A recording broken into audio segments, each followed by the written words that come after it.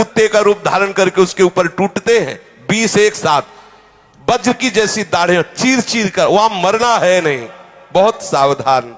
भगवान श्री सुखदेव जी कहते हैं इस लोक में जो दूसरे से पैसा लेकर झूठी गवाही देते हैं, जो इस लोक में बहुत झूठ बोल करके व्यापार करते हैं, जो अपना काम बनाने के लिए झूठा प्रलोभन दे देते हैं, हम तुमको इतने रुपए देंगे, ऐसा ऐसा ऐसा, जो दान के समय किसी को झूठ बोल के फुसला लेते, ओ तुम्हें इतने रुपए दे, काम करवा ले, काम बन गया, आदि आदि झूठ बोल दिया, उसे आधार शून्य अविची मान नामक नरक में गिराया जाता है। अविची मान ये 100 योजन ऊंचा है, 100 योजन ऊंचे से उसे सिर के बल फेंका जाता है, बार बार बस यही किया जाता है, नीचे गिरा फिर ऊपर से ले गए, फिर 100 योजन से नीचे, फिर ऐसे भयंकर कष्ट, इसे अविची मान कहते हैं। गिराए जाने पर उसके शरीर की नस नस टूट जाती है, प्राण तो निकलते नहीं, फिर ऊपर ले जाएगा, फिर पटका गया, फिर ऐसे ऐसे। यहां जब कोई, देखो ध्यान से सुनना, कोई संकल्प लेता है कि आज के बाद मैं ये नहीं करूंगा, या आज से मैं ऐसा करूंगा, बहुत होश में बोलना, ये कोई साधारण नहीं है, मैं ऐसा व्रत लेता हूं, मैं ऐसा नियम लेता हूं, मैं ऐसा, अगर वो अपने नियम को तोड़ता है, अपने संकल्प को तोड़ता है, अपने व्रत को तोड़ता है, प्रमाद करता है, तो वो अयहपान नामक नरक में गिराया जाता है। छाती में चढ़कर यमदूत उसे गला हुआ लोहा पिलाते हैं। वाणी से ठीक बोलो, ठीक नियम, ठीक निष्ठा, ऐसे नहीं कि जो मनाया सो बोले। इस श्लोक में जो जन्म तपस्या विद्या आचार वर्ण आश्रम के अभिमान में आकर के अपने महानुओं का सत्कार करना छोड़ देता है, वो जीता हुआ मुर्दे के समान है। अपने बड़ों का सत्कार करो, महापुरुषों का सत्कार करो, माता पिता बुजुर्ग गुरुजनों का सत्कार करो। अगर वो ऐसा नहीं करता है तो मरने पर छार करदम नामक नरक में गिराया जाता है, वह उसे बड़ी पीड़ा सहनी पड़ती है। इस लोक में जो भैरव यक्ष राक्षस आदि का आयोजन करने के लिए पशुओं को मारते हैं, खाते हैं, उल्लास मनाते हैं, तो रक्षोगण भोजन नामक नरक में ले जाया जाता है। कसाई की तरह कुल्हाड़ियों से काट काट करके उसका मांस, उसका लोहू यमदूत भक्षण करते हैं और खूब उत्सव मनाते हैं। तुमने मनाया उत्सव, अब वहां यमदूत उत्सव मनाएंगे। इस लोक में जो बनिया गांव के निरपराध जीवों को पहले फुसला कर बुलाते हैं, ले ले, और फिर उसे फंसा लेते हैं और फिर उसे छेड़ते हैं, कांटे से ऐसे बेधना, रस्सी से बांधना, खिलवाड़ करना, मारना, पीट, तुम्हारा तो खिलवाड़ हो रहा है, वहां वो मर रहा है, वहां उसको भयंकर कष्ट हो रहा है, तो ये अपराध बन रहा है। उसे सूल प्रोत नामक नरक में सूलों से बेधा जाता है। जो यहाँ कंक बटेर बंदर कुत्ता आदि जो भी जीव हैं, इनको फुसला के बुला लिया, फिर इनको आप कष्ट देते हो, इनको ताड़ना देते हो, तो उसको ये कष्ट मिलता है।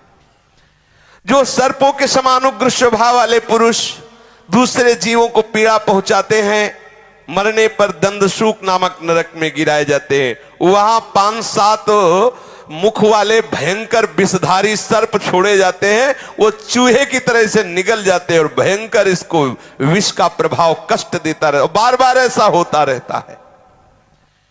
यहां जो लोग किसी का अपहरण करके ले जाते हैं, बच्चों का अपहरण कर लिया, स्त्रियों का अपहरण कर लिया, या धनी मानी किसी का भी अपहरण कर लिया, उनको अंधेरे में रखा, खंतियों में, गुफाओं में, कोठों में रखा, तो परलोक में यमदूत ऐसे स्थान में उनको ले जाके रखते हैं जहां विषैली गैस होती, धुएं से घोटते हैं। इस नरक को अवट निरोधन कहते हैं।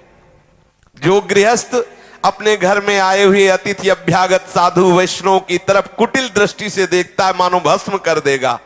बोले राधे श्याम, ऐसे गुस्सा से देखते, कहां से आ गया, और गुस्सा से मानो भस्म कर देंगे, ऐसा नहीं।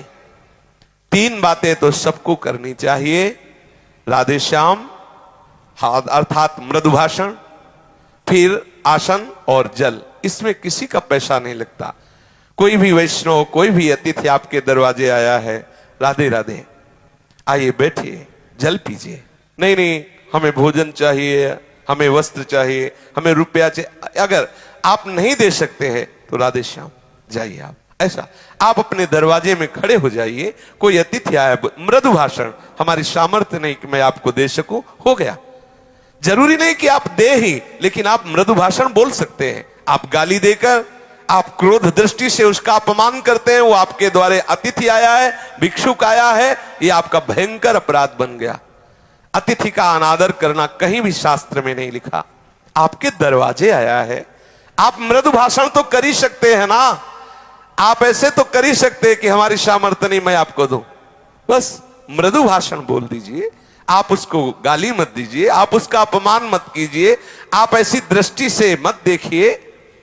अगर आप ऐसा करते हैं, मानो उसे भस्म कर देंगे, तो जब उसका शरीर छूटता है तो उस पाप दृष्टि के कारण गिद्ध, कंक, काक और बटेर जैसी वज्र की कठोर चोंच वाले पक्षी नरक में छोड़े जाते हैं और वो उसको नोचते हैं। इस नरक को पर्यावर्तन कहते हैं। इस लोक में जो व्यक्ति अपने को बड़ा धनवान समझता है, अभिमानवश दूसरे को नीच समझकर उनका अपमान करता रहता है और धन के व्यय और नाश की चिंता में ही रहता है, तनिक चैन नहीं मानता, बस धन, अधिक से अधिक धन बढ़े, चाहे किसी की हिंसा करानी पड़े, चाहे जो भी, जैसे भी, व्यभिचार से आवे, जैसे भी आवे, वो तरह तरह के पाप करते हुए जो धन एकत्रित करने में बुद्धि लगाए रहता है, वो नराधम मरने पर सूची मुख नरक में गिरता है। उस अर्थ पिशाच पापात्मा के सारे अंगों को भगवान यमराज के दूत बड़ी बड़ी सुइयों के ऐसे सीते हैं, पूरे शरीर को सीते हैं बार बार सुइयों से, ऐसे जैसे कोई कपड़ा सिया जाता है, ऐसे उसमें यही सेवा है उनकी, सीते रहो इसको। ओहो, कितना कष्ट। इस प्रकार से सैकड़ों हजारों नरक हैं।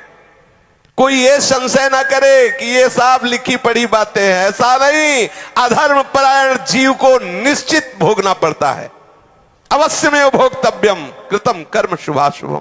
बारी बारी से वो नरकों में जाता है और भयंकर कष्ट भोगता है। इसी प्रकार जो धर्मात्मा होता है, पुण्य करता है, वो स्वर्गों में जाता है और विविध प्रकार के स्वर्ग सुख भोगता है। नरक और स्वर्ग के जब भोग भोगे, पाप और पुण्य क्षय हुआ, तो कुछ पाप और कुछ पुण्य लेकर इस मृत्यु लोक में जन्म लेता है। कहीं उत्तम या अधम गतियां उसकी यहां दिखाई देती है। वो धनी है, वो निर्धन है, वो स्वस्थ है, वो रोगी है, ये सब पाप और पुण्य के कर्म परिपाक से है। आप सोचते हैं कि हमें भजन करने की क्या जरूरत है, सत्संग सुनने की क्या जरूरत है, नियम संयम धारण करने की क्या जरूरत है? इसलिए जरूरत है कि तुम्हारी ऐसी दुर्गति ना हो। तुम समझते केवल पशुओं की तरह कमा लो, खा लो, मनमानी आचरण कर लो, कोई देखता तो है नहीं। भूल मत करो। बड़े बड़े महापुरुषों ने जो निश्चय किया है, ये उनके अनुभव के विषय है। साक्षात भगवत स्वरूप भगवान व्यासदेव जी, श्री सुखदेव जी, ये साक्षात भगवान हैं, ये वर्णन कर रहे हैं। ऐसा है, इसलिए डरते रहो, कोई अपराध न बने और निरंतर भजन में रहो। शेष चर्चा आगे। श्री राधा वल्लभ लाल की जय।